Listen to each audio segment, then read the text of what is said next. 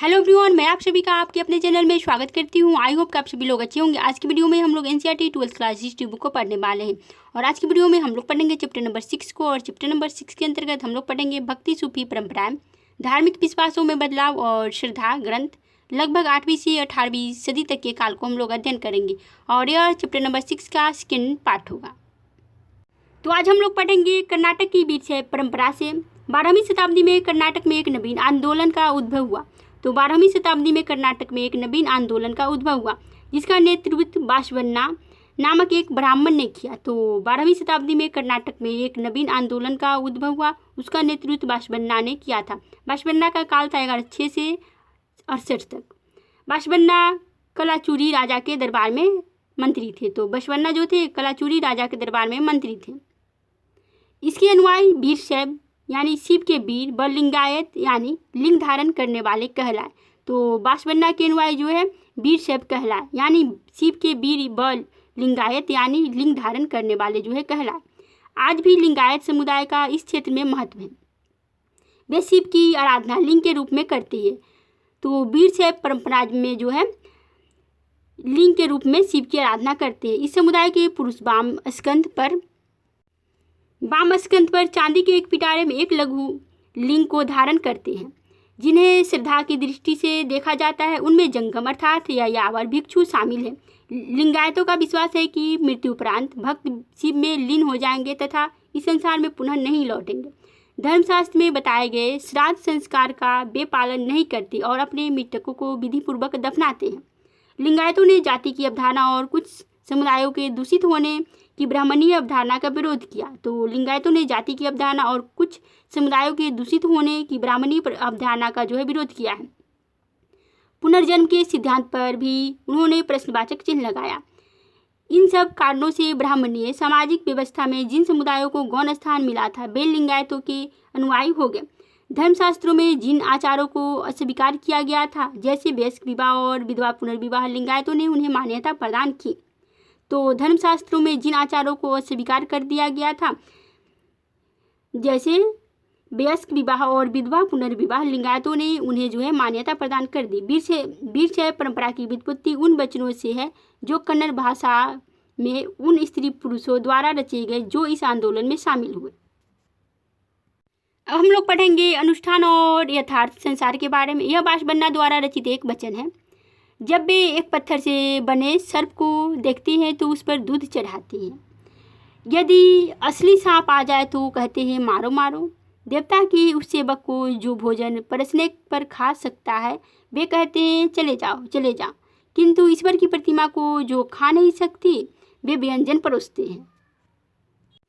अब हम लोग देखेंगे नए धार्मिक विकास। मध्यवर्ती शताब्दियों में दो मुख्य विकास देखने में आए। एक और तो तमिल भक्तों यानी खास तौर से वैष्णव के विचारों को संस्कृत परंपरा में समाहित कर लिया गया, जिसका परिणाम सर्वाधिक प्रसिद्ध पुराणों में से एक है भागवत पुराण की रचना थी। दूसरे 13वीं शताब्दी में भक्ति परंपरा का विकास महाराष्ट्र में हुआ। अब हम लोग पढ़ेंगे उत्तरी भारत में धार्मिक उफान। इसी काल में उत्तरी भारत में विष्णु और शिव जैसे देवताओं की उपासना मंदिरों में की जाती थी। तो इसी काल में उत्तरी भारत में विष्णु और शिव जैसे देवताओं की उपासना जो है मंदिरों में की जाती थी, जिन्हें शासकों की सहायता से निर्मित किया जाता था। किंतु इतिहासकारों को अलवार और नैनार संतों की रचनाओं जैसे कोई ग्रंथ 14वीं शताब्दी तक उत्तरी भारत से प्राप्त नहीं हुआ। इस भिन्नता की क्या वजह हो सकती है? कुछ इतिहासकारों का मत है कि उत्तरी भारत में यह वह काल था जब अनेक राजपूत राज्यों का उद्भव हुआ। इन सभी राज्यों में ब्राह्मणों का महत्वपूर्ण स्थान था और वे ऐहिक तथा अनुष्ठानिक दोनों ही कार्य करते थे। उनकी इस प्रभुसत्ता को सीधे चुनौती देने का प्रयास शायद ही किसी ने किया। इसी समय वे धार्मिक नेता जो रूढ़िवादी ब्राह्मणीय सांचे के बाहर थे उनके प्रभाव में विस्तार हो रहा था। ऐसे नेताओं में नाथ जो ब्राह्मणीय सांचे के बाहर के नेता थे, उनमें थे नाथ, जोगी और सिद्ध शामिल। उनमें से बहुत से लोग शिल्पी समुदाय के थे जिनमें जुलाहे शामिल थे। संयोजित दस्तकारी उत्पादन के विकास के साथ उनका महत्व बढ़ रहा था। नगरीय केंद्रों के विस्तार तथा मध्य व पश्चिमी एशिया के साथ व्यापार के प्रसार के साथ ही इन दस्तकारी की वस्तुओं की मांग बढ़ी। अनेक नवीन धार्मिक नेताओं ने वेदों की सत्ता को चुनौती दी और अपने विचार आम लोगों की भाषा में सामने रखे। तो अनेक नवीन धार्मिक नेताओं ने जो है वेदों की सत्ता को चुनौती दी और अपने विचार आम लोगों की भाषा में सामने रखी। समय के साथ यह भाषाएं उस रूप में विकसित हुई जिस तरह आज भी प्रयोग में लाई जाती है। अपनी लोकप्रियता के बावजूद नवीन धार्मिक नेता विशिष्ट शासक वर्ग का प्रश्रय हासिल करने की स्थिति में नहीं थे। इस स्थिति में एक नवीन तत्व भारत में तुर्कों का आगमन था, जिसकी पराकाष्ठा दिल्ली सल्तनत यानी दिल्ली सल्तनत की स्थापना 13वीं शताब्दी में हुई थी। सल्तनत की स्थापना से राजपूत राज्यों का और उनसे जुड़े ब्राह्मणों का पराभव हुआ। इन परिवर्तनों का प्रभाव संस्कृत और धन पर पड़ा और इन जो परिवर्तनों का प्रभाव वह संस्कृति और धन पर पड़ा। सूफियों का आगमन इन परिवर्तनों का एक महत्वपूर्ण अंग है। कुरान शरीफ का एक पृष्ठ है। यह 8वीं अथवा 9वीं शताब्दी की किसी पांडुलिपि से लिया गया है। अब हम लोग पढ़ेंगे दुशाले के नए ताने बाने इस्लामी परंपराएं के बारे में। जिस तरह उपमहाद्वीप के विभिन्न क्षेत्र एक दूसरे से पृथक नहीं थे, उसी भांति समुद्र और पहाड़ों के परे के क्षेत्रों से भी संपर्क शताब्दियों से बना रहा। तो जिस तरह उपमहाद्वीप के विभिन्न क्षेत्र एक दूसरे से पृथक नहीं थे, उसी भांति समुद्र और पहाड़ों के परे के क्षेत्रों से भी संपर्क शताब्दियों से बना रहा। प्रथम सहस्त्राब्दी ईस्वी में अरब व्यापारी समुद्र के रास्ते पश्चिमी भारत के बंदरगाहों तक आए। इसी समय मध्य एशिया से लोग देश के उत्तर पश्चिम प्रांतों में आकर बसने लगे। 7वीं शताब्दी में इस्लाम के उद्भव के बाद ये क्षेत्र उस संसार का हिस्सा बन गया जिसे अक्सर इस्लामी विश्व कहा जाता था। अब हम लोग पढ़ेंगे शासकों और शासितों के धार्मिक विश्वास के बारे में। इन संपर्कों को समझने की एक धुरी यह है कि विशिष्ट शासक वर्ग के धर्म पर दृष्टि डाली जाए।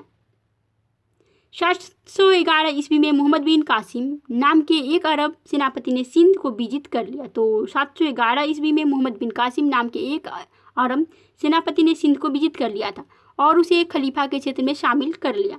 बाद में लगभग 13वीं शताब्दी ईस्वी में तुर्क और अफगानों ने दिल्ली सल्तनत की नींव डाली। समय के साथ दक्कन और अन्य भागों में भी सल्तनत की सीमा का प्रसार हुआ। बहुत से क्षेत्रों में इस्लाम शासकों का स्वीकृत धर्म था। यह स्थिति 16वीं शताब्दी में मुगल सल्तनत की स्थापना के साथ भी बरकरार रही। 18वीं शताब्दी में जो क्षेत्रीय राज्य उभर कर आए उनमें से कई राज्यों के शासक भी इस्लाम धर्म को मानने वाले थे। उलमा आलिम का बहुवचन है। उलमा इस्लाम धर्म के ज्ञाता को कहा जाता था।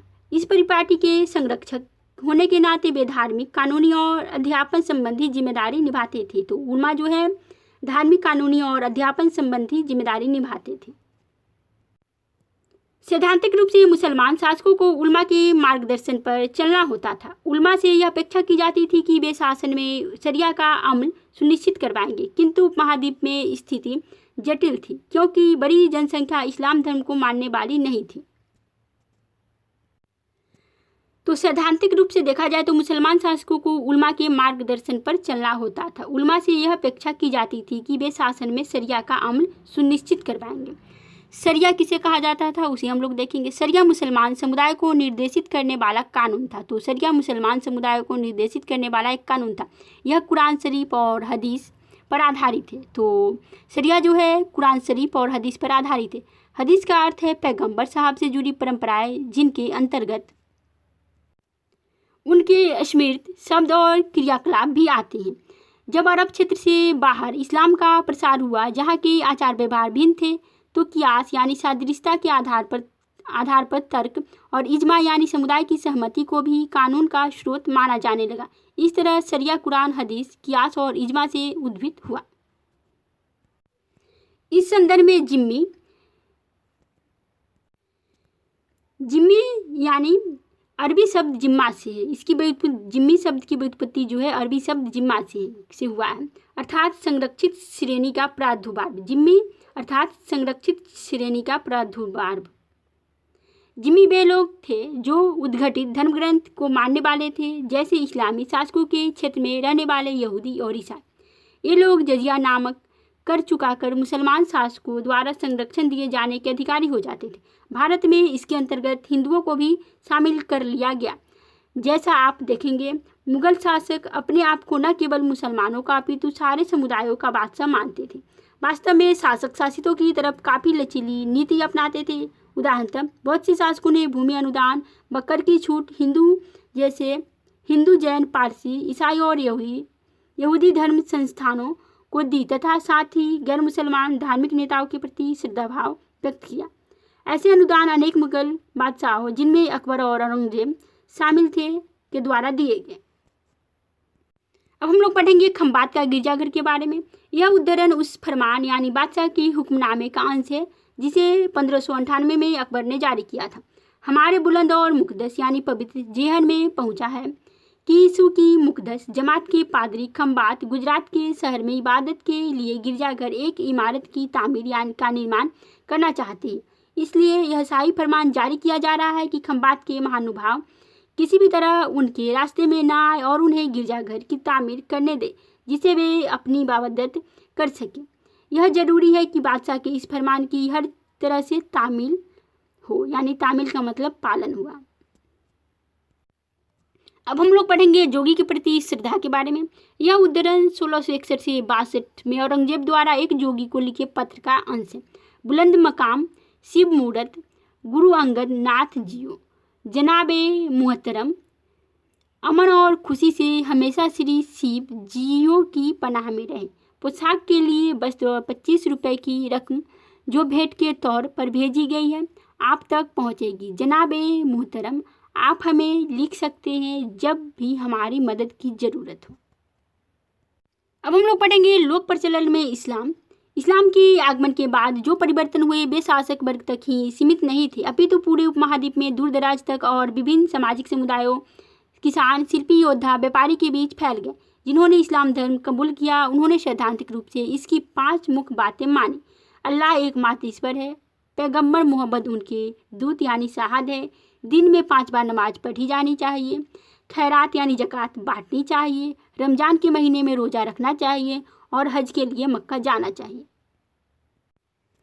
किंतु इन सार्वभौमिक तत्वों में अक्सर सांप्रदायिक यानी शिया सुन्नी वजहों से तथा स्थानीय लोकाचारों के प्रभाव की वजह से भी धर्मांतरित लोगों के व्यवहारों में भिन्नता देखने में आती है। तो शिया सुन्नी मुसलमान ही थे, 2 भागों में बटे हुए थे।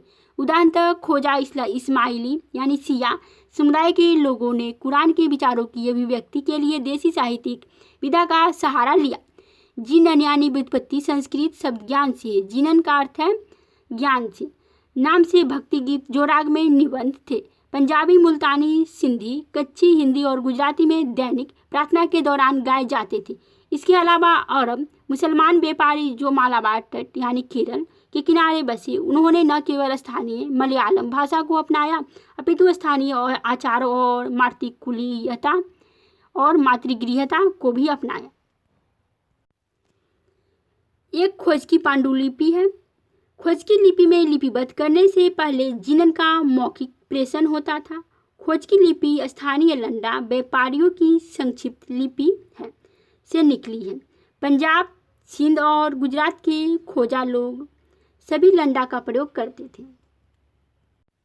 एक सार्वभौमिक धर्म के स्थानीय आचारों के संग जटिल मिश्रण का सर्वोत्तम उदाहरण संभवतः मस्जिदों की स्थापत्य कला में दृष्टिगोचर होता है। मस्जिदों के कुछ स्थापत्य संबंधी सार्वभौमिक थे, जैसे इमारत का मक्का की तरफ अनुस्थापन जो मेहराब यानी प्रार्थना का आला और मिंबर यानी व्यासपीठ की स्थापना से लक्षित होता था। बहुत से तत्व ऐसे थे जिनमें भिन्नता देखने में आती है। मातृगृहता वह परिपाटी है जहाँ स्त्रियां विवाह के बाद अपने मायके में ही अपनी संतान के साथ रहती है और उनके पति उनके साथ आकर रह सकते हैं। ईंटों की बनी अतिया मस्जिद का निर्माण 1609 ईस्वी में हुआ था। बांग्लादेश में है अतिया मस्जिद। अब हम लोग देखेंगे समुदायों के नाम। हम अधिकतर हिंदू और मुसलमान जैसे शब्दों को धार्मिक समुदायों का निश्चित द्योतक मान लेते हैं, किंतु सच तो यह है कि इन शब्दों का बहुत समय तक कोई प्रचलन नहीं था। जिन इतिहासकारों ने 8वीं से 14वीं शताब्दी के मध्य संस्कृत ग्रंथों और अभिलेखों का अध्ययन किया, वे इस तथ्य को उजागर करते हैं कि इनमें मुसलमान शब्द का शायद ही कहीं प्रयोग हुआ हो। इसके विपरीत लोगों का वर्गीकरण उनके जन्म स्थान के आधार पर किया जाता था। इस तरह तुर्की मुसलमानों को तुरुस्क कहा गया, तजाकिस्तान से आए लोगों को ताजिक और फारस के लोगों को पारसिक नाम से संबोधित किया गया। यदा कदा अन्य लोगों को दिए गए नामों को नए प्रवासियों के साथ भी जोड़ा गया। उदाहरणतः तुर्क और अफगानों को शक और यवन को ग्रीक लोगों के लिए प्रयुक्त भी कहा गया। तो तुर्क और अफगानों के लिए शक शब्द का इस्तेमाल किया गया और यवन के लिए ग्रीक शब्दों का इस्तेमाल किया गया। इन प्रवासी समुदायों के लिए एक अधिक सामान्य शब्द मलेच्छ था, जो इस बात की ओर इंगित करता है कि वह वर्ण नियमों का पालन नहीं करते थे और ऐसी भाषाएं बोलते थे जो संस्कृत से नहीं उपजी थी। हालांकि ऐसे शब्दों में हीन भावना निहित थी, किंतु उन्हें एक ऐसे विशिष्ट मुसलमान धार्मिक समुदाय के लिए शायद ही प्रयुक्त किया जाता था जो हिंदू समुदाय के विपक्ष में हो। जैसा कि हमने अध्याय 5 में देखा कि हिंदू शब्द अनेक तरह से इस्तेमाल किया जाता था और उसे धार्मिक समुदाय के एकमात्र अर्थ में सीमित नहीं किया जा सकता है। श्रीनगर की झेलम नदी के किनारे बनी शाह हमदान मस्जिद कश्मीर की सभी मस्जिदों में मुकुट का नगीना समझी जाती है। तो श्रीनगर की झेलम नदी के किनारे बनी शाह हमदान मस्जिद है जो कि मुकुट का नगीना कहा जाता है। इसका निर्माण 1395 में हुआ और यह कश्मीरी लकड़ी की स्थापत्य कला का सर्वोत्तम उदाहरण है। इसके शिखर और नक्काशीदार छज्जे पर गौर करना है।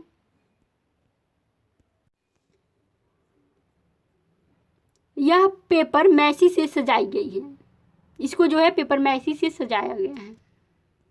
अब हम लोग पढ़ेंगे सूफी मत का विकास। इस्लाम की आरंभिक शताब्दियों में धार्मिक और राजनीतिक संस्था के रूप में खिलाफत की बढ़ती विषय शक्ति के विरुद्ध कुछ आध्यात्मिक लोगों का रहस्यवाद और वैराग्य की ओर झुकाव बढ़ा। इन्हें सूफी कहा जाने लगा। इन लोगों ने रूढ़िवादी परिभाषाओं तथा धर्माचार्यों द्वारा की गई कुरान और सुन्ना यानी पैगंबर के व्यवहार की बौद्धिक व्याख्या की आलोचना की। इसके विपरीत उन्होंने मुक्ति की प्राप्ति के लिए ईश्वर की भक्ति और उनके आदेशों के पालन पर बल दिया। उन्होंने पैगंबर मोहम्मद को इंसान एक कामिल बताते हुए उनका अनुसरण करने की सीख दी। सूफियों ने कुरान की व्याख्या अपने निजी अनुभवों के आधार पर की। खानकाह और सिलसिला को हम लोग पढ़ेंगे। 11वीं शताब्दी तक आते आते सूफीवाद एक पूर्ण विकसित आंदोलन था जिसका सूफी और कुरान से जुड़ा अपना साहित्य था। संस्थागत दृष्टि से सूफी अपने को एक संगठित समुदाय खानकाह यानी फारसी के इर्द गिर्द स्थापित करते थे। खानकाह का नियंत्रण शेख यानी अरबी पीर अथवा मुर्शिद पारसी के हाथ में था। वे अनुयायियों यानी मुरीदों की भर्ती करते थे और अपने वारिस यानी खलीफा की नियुक्ति करते थे। आध्यात्मिक व्यवहार के नियम निर्धारित करने के अलावा खानकाह में रहने वालों के बीच के संबंध और शेख व जनसामान्य के बीच के रिश्तों की सीमा भी नियत करते थे। 12वीं शताब्दी के आसपास इस्लामी दुनिया में सूफी सिलसिलों का गठन होने लगा। सिलसिला का शाब्दिक अर्थ है जंजीरों, जो शेख और मुरीद के बीच एक निरंतर रिश्ते की द्योतक है जिसकी पहली अटूट कड़ी पैगंबर मोहम्मद से जुड़ी है। इस कड़ी के द्वारा आध्यात्मिक शक्ति और आशीर्वाद मुरीदों तक पहुंचता था। दीक्षा के विशिष्ट अनुष्ठान विकसित किए गए जिनमें दीक्षित को निष्ठा का वचन देना होता था और सिर मुड़ाकर थेगरी लगे वस्त्र धारण करने पड़ते थे। पीर की मृत्यु के बाद उसकी दरगाह पर जो है फारसी में इसका अर्थ दरबार है। दरगाह यानी फारसी में इसका अर्थ दरबार है। उसके मुरीदों के लिए भक्ति का स्थल बन जाती थी। तो दरगाह जो है मुरीदों के लिए भक्ति का स्थल बन जाती थी यानी भक्तों के लिए। इस तरह पीर की दरगाह पर जियारत के लिए जाने की खासतौर से उनकी बरसी के अवसर पर परिपाटी चल निकली। इस परिपाटी को उर्स यानी विवाह मायने पीर की आत्मा का ईश्वर से मिलन कहा जाता है। तो उर्स का अर्थ है विवाह मायने पीर की आत्मा का ईश्वर से मिलन कहा जाता था, क्योंकि लोगों का मानना था कि मृत्यु के बाद पीर ईश्वर से एकीभूत हो जाते थे और इस तरह पहले के बजाय उनके अधिक करीब हो जाते थे। लोग आध्यात्मिक और ऐहिक कामनाओं की पूर्ति के लिए उनका आशीर्वाद लेने जाते थे। इस तरह शेख का बलि के रूप में आदर करने की परिपाटी शुरू हुई। हम लोग पढ़ेंगे सूफीवाद और तसव्वुफ के बारे में। सूफीवाद 19वीं शताब्दी में मुद्रित एक अंग्रेजी शब्द है। इस सूफीवाद के लिए इस्लामी ग्रंथों में जिस शब्द का इस्तेमाल होता है वह है तसव्वुफ। कुछ विद्वानों के अनुसार यह शब्द सूफ से निकलता है जिसका अर्थ है ऊन। यह उस खुरदुरे ऊनी कपड़े की ओर इशारा करता है जिसे सूफी पहनते थे। अन्य विद्वान इस शब्द की उत्पत्ति सफ़ा से मानते हैं जिसका अर्थ है साफ। यह भी संभव है कि यह शब्द सफ़ा से निकला हो जो पैगंबर की मस्जिद के बाहर एक चबूतरा था जहाँ निकट अनुयायियों की मंडली धर्म के बारे में जानने के लिए इकट्ठी होती थी। अब हम लोग पढ़ेंगे सिलसिलों के नाम। ज़्यादातर सूफी वंश उन्हें स्थापित करने वालों के नाम पर पड़े, उदाहरणतः कादरी सिलसिला, शेख अब्दुल कादरी। तो सिलसिलों का नाम में ज़्यादातर सूफी वंश जो स्थापित किए उनके ही नाम पे पड़े, जैसे शेख अब्दुल कादिर जिलानी के नाम पर पड़ा सिलसिला कादरी सिलसिला। फिर कुछ अन्य सिलसिलों का नामकरण उनके जन्म स्थान पर हुआ, जैसे चिश्ती नाम मध्य अफगानिस्तान के चिश्ती शहर से लिया गया। बली बहुवचन औलिया का है। बली जो है औलिया का बहुवचन है, अर्थात ईश्वर का मित्र वह सूफी जो अल्लाह के नज़दीक होने का दावा करता था और उनसे मिली बरकत से करामात करने की शक्ति रखता था। अब हम लोग पढ़ेंगे खानकाह के बाहर। कुछ रहस्यवादियों ने सूफी सिद्धांतों की मौलिक व्याख्या के आधार पर नवीन आंदोलनों की नींव रखी। खानकाह का तिरस्कार करके यह रहस्यवादी फकीर की जिंदगी बिताते थे। निर्धनता और ब्रह्मचर्य को उन्होंने गौरव प्रदान किया। इन्हें विभिन्न नामों से जाना जाता था, कलंदर, मदारी, मलंग, हैदरी इत्यादि। शरिया की अवहेलना करने के कारण उन्हें बेशरिया कहा जाता था। इस तरह उन्हें शरिया का पालन करने वाले यानी बाशरिया सूफियों से अलग करके देखा जाता था। तो इस वीडियो में इतना ही रहेगा। नेक्स्ट वीडियो में हम लोग पढ़ेंगे उपमहाद्वीप में चिश्ती सिलसिला का विस्तार कैसे हुआ उसके बारे में।